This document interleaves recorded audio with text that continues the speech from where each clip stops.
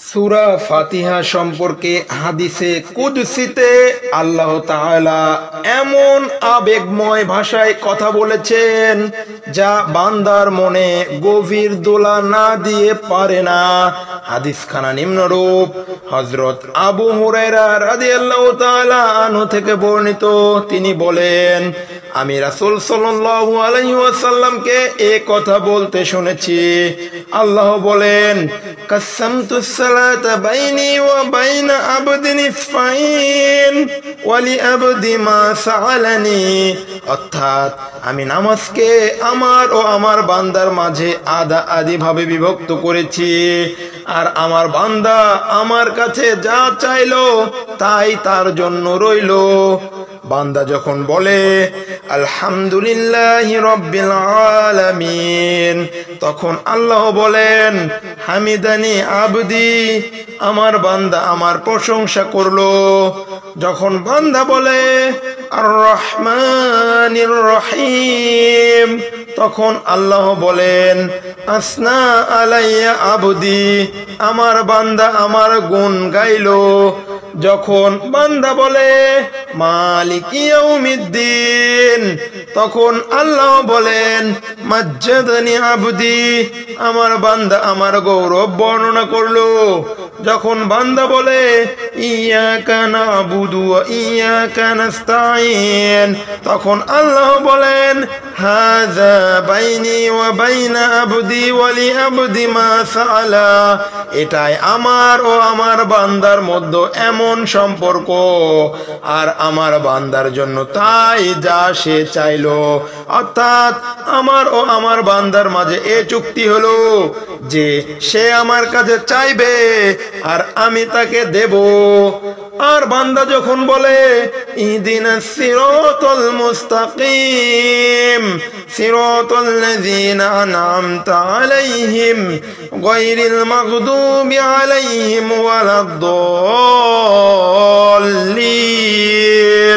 তখন আল্লাহ বলেন, হাযা লিআবদি ওয়া লিআবদি মা সাআলা, এটা আমার বান্দার জন্যই রইলো আর আমার বান্দার জন্য তাই যা সে চাইলো। এ হাদিসে মহব্বতের এমন অগ্নিকণা রয়েছে যে বান্দার দিলে ঈমানের বারুদ থাকলে এবং নামাজে সূরা ফাতিহা পাঠ করার সময় আল্লাহর প্রাণস্পর্শী কথাগুলোর দিকে গভীর মনোযোগ দিলে আল্লাহর সাথে মহব্বতের এমন আগুন জ্বলে উঠবে যা আবেগের গভীরতায় বান্দা মনিবের অতি কাছে বলে মনে হবে। এ সূরা পড়ার সময় এ হাদিসটির কথা খেয়াল থাকলে এক একটি আয়াত পড়ার পর আল্লাহর প্রেমময় জবাবটা মনের কানে শোনার জন্য বান্দাকে অবশ্যই থামতেই হবে। এমন জবাবে যে তৃপ্তি ও শান্তি তা তারাই বোধ করতে পারে যারা আয়াতগুলো ধীরে ধীরে মজা নিয়ে পাঠ করে। সূরা ফাতিহা 7টি আয়াত, একটি রুকু মাক্কি যুগে প্রথম দিকে নাজিল হয়েছে। বিসমিল্লাহির রহমানির রহিম, পরম করুণাময় অসীম দয়ালু আল্লাহর নামে।